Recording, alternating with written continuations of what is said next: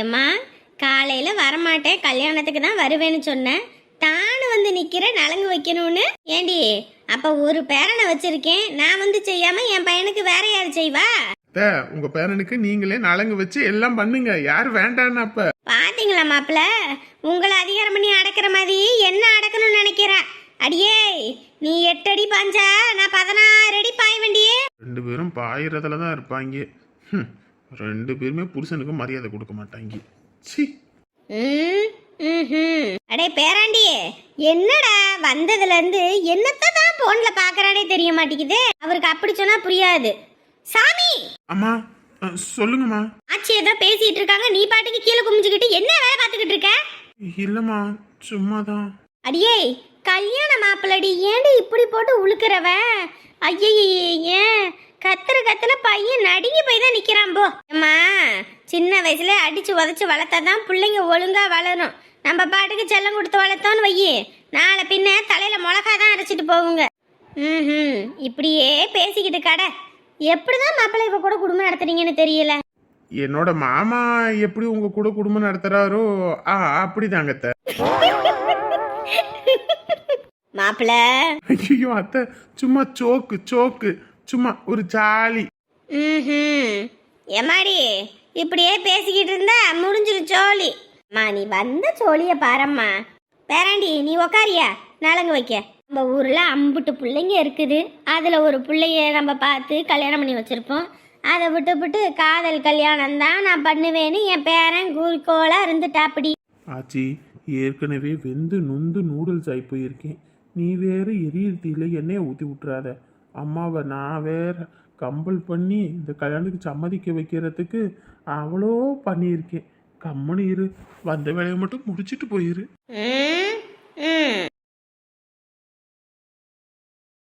நல்லா இருக்கணும், எந்த குறையும் இல்லாம நல்லபடியா வாழணும்.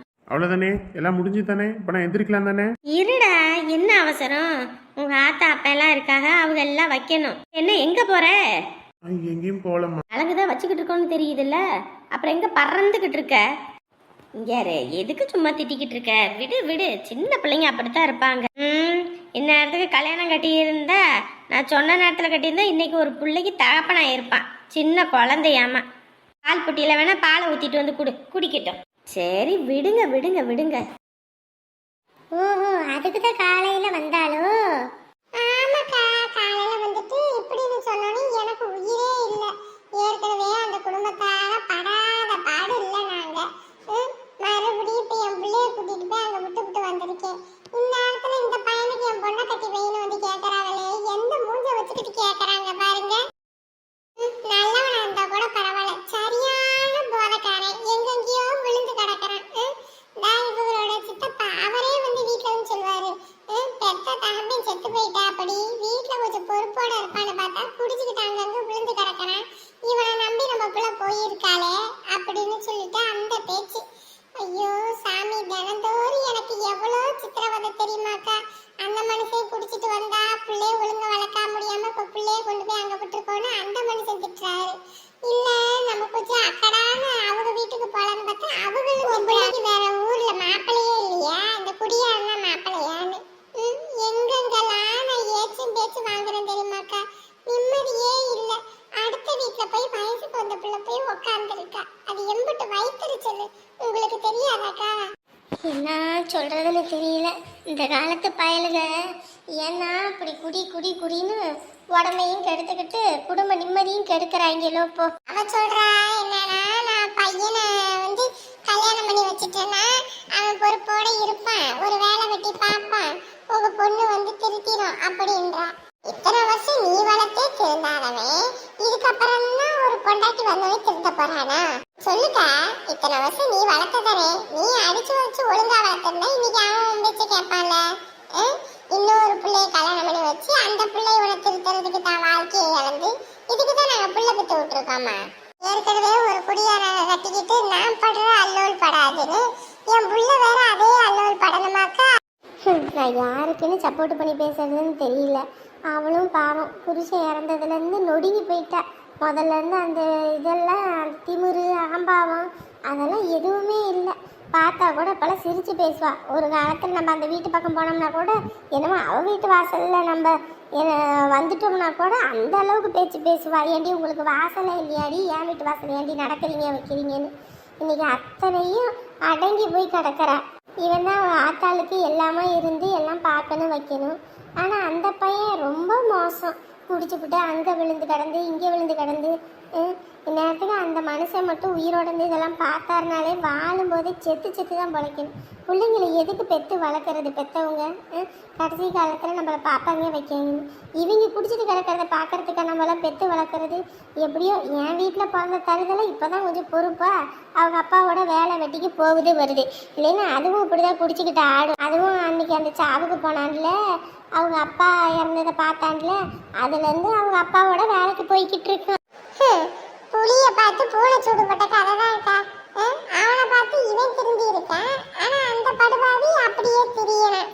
என்னமோ இப்போ இந்த காலத்து பிள்ளைங்களெல்லாம் நம்ம ஒன்றும் சொல்றதுக்கு இல்லை. உன் புருஷன் என்ன சொல்றா அப்படி? அந்த மனுஷனுக்கு தான் அவனை கண்டாலே பிடிக்காதேக்கா. என்னதான் இருந்தாலும் இந்த ஆளு குடியாரனா இருந்தாலும் அவன் பிள்ளைய ஒரு குடியாரனுக்கு கட்டி கொடுப்பாரா? சொல்லுங்க பாப்போம். அவர் அதெல்லாம் கட்டி கொடுக்க மாட்டேன்ட்டாரு. என் வீட்டுல சொத்து பத்து வீடு வாசல்லாம் இருக்கு, நான் எல்லாம் உன் புள்ள பேர்ல எழுதி வைக்கிறேன் அப்படின்னா சொத்துக்கு ஆசைப்பட்டுக்கிட்டு என் புள்ள வாழ்க்கையை நான் அழிக்க முடியுமா? அப்புறம் நான் தாயா இல்ல பேயா? காசுக்கு ஆசைப்பட்டல என் புள்ள வாழ்க்கையை அழிக்க முடியாதுன்னு நான் முடியாதுன்ட்டேன். சரி விடு, என்னமோ இப்போ அவன் தலையில என்ன எழுதியிருக்கோ அதுபடி தானே நடக்கும். பெற்றவங்க பண்ற பாவம் பிள்ளைங்க தலையில தானே விடியுன்றது சரியா போச்சு அவ விஷயத்துல. ஊர்ல உள்ளவங்க எல்லாரும் நல்லா இருக்கக்கூடாதுன்னு நினைச்சு இன்னைக்கு அவ பிள்ளை வாழ்க்கை நல்லா இல்லாம போச்சு. இதுக்கு தான் வாழும்போது நல்லது பண்ணணும்னு சொல்றது. அடுத்தவன் நல்லா இருக்கக்கூடாது, அடுத்தவன் குடியே கிடக்கணும்னு நினைச்சா நம்ம குடியே கெடுக்கிறதுக்கு நமக்குனே கூட ஒருத்தன் இருப்பான். ஆமாக்கா, அது உண்மைதான். மேல் செஞ்சிட்டியா? இல்லக்கா, இனிமேதான் ஏதாவது செய்யணும். காலையில ஆக்கின சாப்பாடு கிடக்குது. அந்த மனுஷன் தான் சாப்பிடவே இல்லையே. இன்னைக்கு அந்த உமா வீட்டுல வேற பந்தல் போடணும் வைக்கணும் அப்படின்னு இருந்தா, அப்படி அதுக்கு ஓலையெல்லாம் போய் பின்னணும் ரெடி பண்ணணும் அப்படின்னாரு. என்ன பண்ணிக்கிட்டு இருக்காரோ அந்த ஆளு எப்படி ராத்திரி வரணும்னு தெரியல. சரி, காலையில ஆக்கின சாப்பாடே கிடக்குது, அதுவே போதும் நம்ம ஒத்தாளுக்கு தானே. இல்லைன்னா அந்த ஆளு 2 பரோட்டா வச்சுட்டு வர சொல்லிடுவோன்ட்டு பாத்துக்கிட்டு இருக்கேன். பிள்ளைய விட்டு பரோட்டா. என்னக்கா நீ வேற, அந்த ஆளுக்கு மட்டும்தான். நான் என்னத்த போய் பிள்ளைய விட்டுட்டு திங்கிறேன்? புள்ள இல்லாம வீடே விரிச்சோடி போய் கிடக்குக்கா. எப்படா போய் பிள்ளைய கூட்டிட்டு வருவோன்னு இருக்குது. கூட்டிட்டு வந்தா இவனுங்களை நினைச்சு பயமா இருக்கு. இது எங்கிட்டும் போவ வேற அந்த பையன்கிட்ட இது பார்த்து பேச, இந்த மனுஷன் இது பார்த்தாருன்னு வச்சுக்க புடிச்சு அடிச்சு கொண்டே விடுவாரு.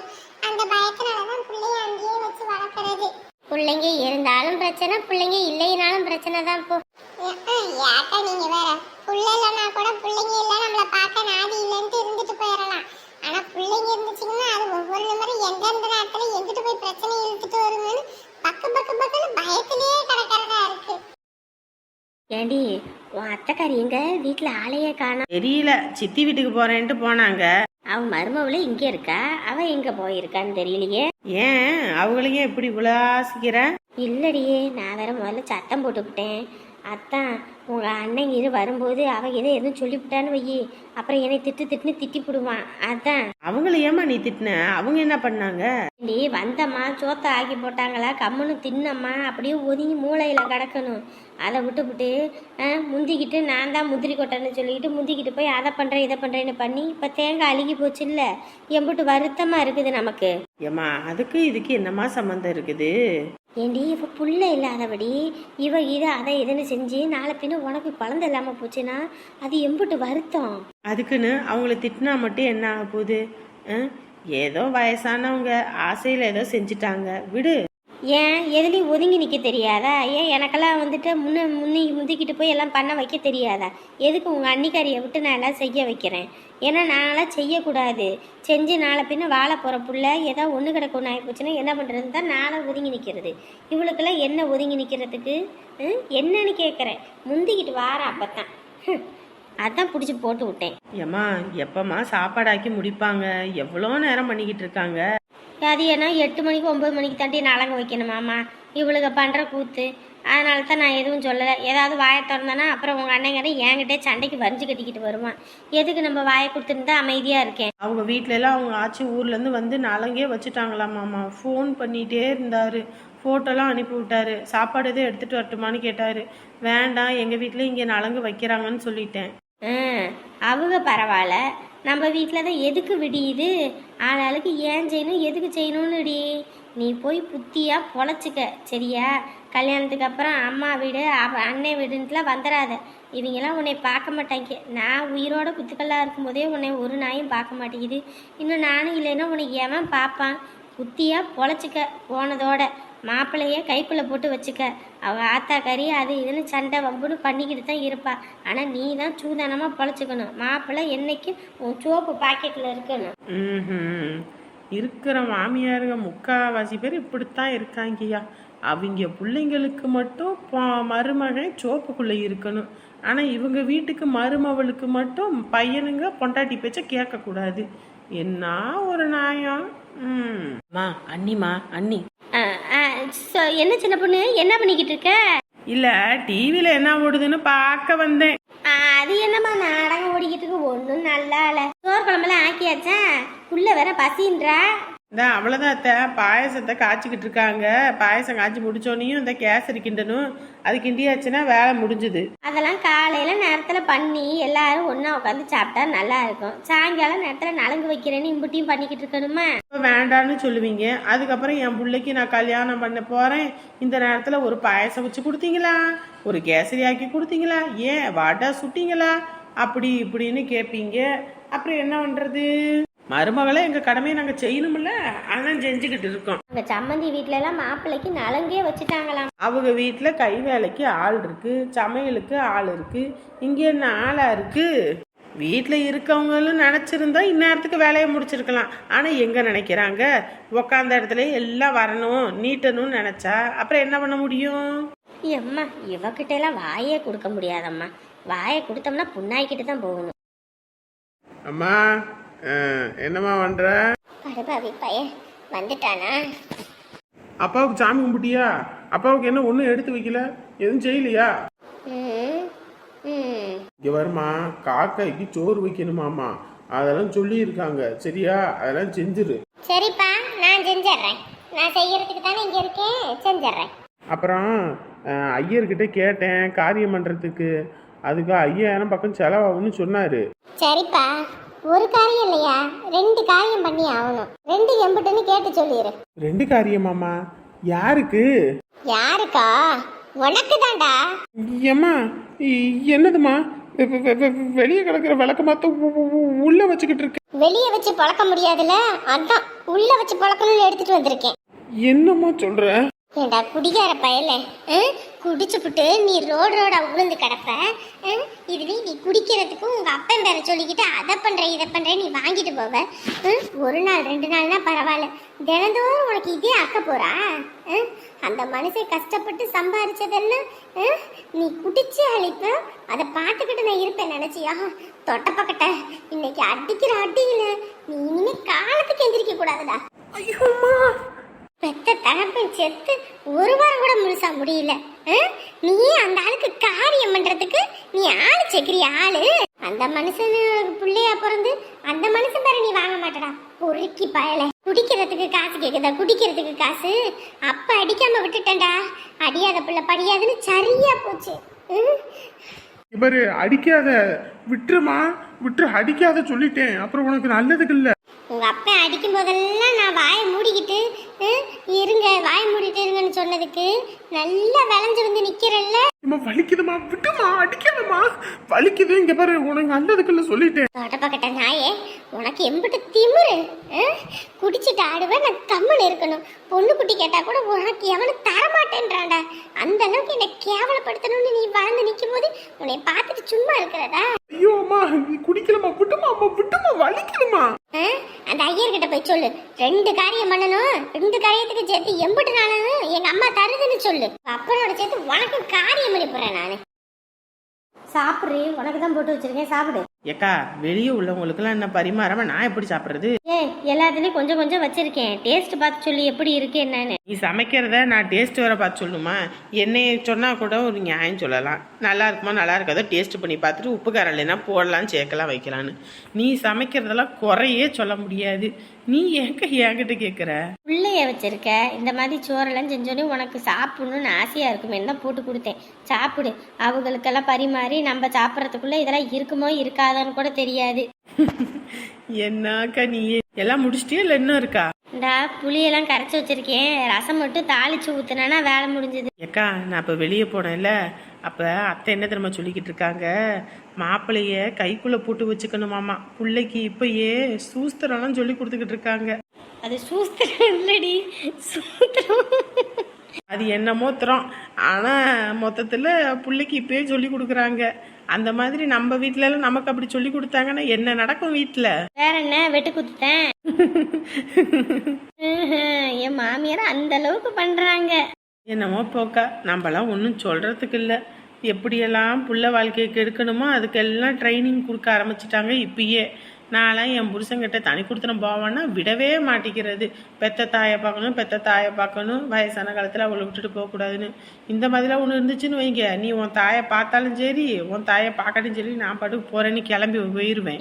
என்ன 1.5 நாள் தான் கிடக்கு, அதுக்கப்புறம் இந்த வீட்டில் நம்ம இருப்போமா என்னன்னு கூட தெரியல. அதை நினச்சாலே ஒரு பக்கம் கண்ணீர்னு இருக்கு.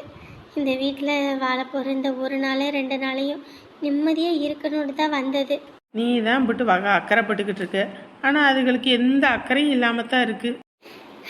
அதை இதை நினச்சாலே மனசு தான் கஷ்டமாக இருக்கும். நான் கூட இந்த வீட்டில் வாக்கப்பட்டு வந்தது தான். ஆனால் அந்த மனுஷன் இந்த வீட்டில் பிறந்து வளர்ந்த மனுஷன், அந்த மனுஷனுக்கு எம்புட்டு வேதனையாக இருக்கும் இந்த வீட்டை விட்டு வர்றது. அந்த அக்கறையே அந்த கவலை எதுவுமே இல்லை. இனி அடுத்து நம்ம வீட்டை விட்டுவிட்டு போகிறோமே, எங்கே போகிறோம், என்ன பண்ண போகிறோம், எந்த அக்கறையும் இல்லாமல் இருக்காங்க அந்த மாமியார். எதுவும் நான் சொல்கிறதுக்கு இல்லை. சரி நீ சாப்பிடு, நான் அந்த ரசத்தை தாளிச்சிட்றேன். ஆ சரிக்கா. என்னது இது, என்னத்தையோ தாளிக்கிறாங்க போல, கொமட்டிக்கிட்டு வருது. என்னம்மா என்னாச்சு? இல்லைம்மா, சமயக்கிட்டேருந்து நெடி வருதா, அதான் ஒரு மாதிரி கொமட்டிக்கிட்டு வருது. உங்களுக்கு சமயக்கட்டில் என்ன பண்ணுறாளுங்கன்னு தெரிய மாட்டேங்குது. ஏ அப்போ போனவளுக்கு இன்ன வரைக்கும் நம்ம ஒன்றும் சொல்கிறதுக்கு இல்லை. ஐயமாடி என்னாச்சுமா, என்னாச்சு? என்ன இது, இந்த பிள்ளை இன்னைக்கு வாந்தி எடுத்துக்கிட்டு இருக்கா? ஐயோ என்ன ஏதுன்னு தெரியலையே. உமா ஏமாடி, உமா பார்த்து போ. படுபாவி பயலுக, வீட்டில் ஒருத்திக்கு எத்தனை பேர் இருக்காங்க. இந்த பிள்ளை வாந்தி எடுத்துக்கிட்டு கிடக்கிறாளே, இவ்வளோ ஒரு ஆஸ்பத்திரி கூட்டிகிட்டு போவோம் வைப்போன்னு ஏதாவது அக்கறை இருக்குது அந்த வீட்டில் உள்ளவங்களுக்கு? ஒருத்தனுக்கு ஒரு அக்கறை இல்லை. அவனோட சோழி தான் முக்கியம்னு பார்க்குறாங்க. இந்த பிள்ளை பாவம் வாந்தி எடுத்துக்கிட்டு கிடக்கிறாளே. எம்மாடி பார்த்துமா, பார்த்து, ஒன்றும் இல்லை பார்த்து அம்மா இருக்கேன்.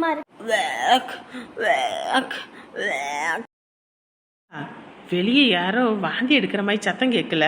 ஹேய், நான் சமைச்ச சாப்பாடு நல்லா இல்லைன்னு கிண்டல் பண்ணுறியா நீயே?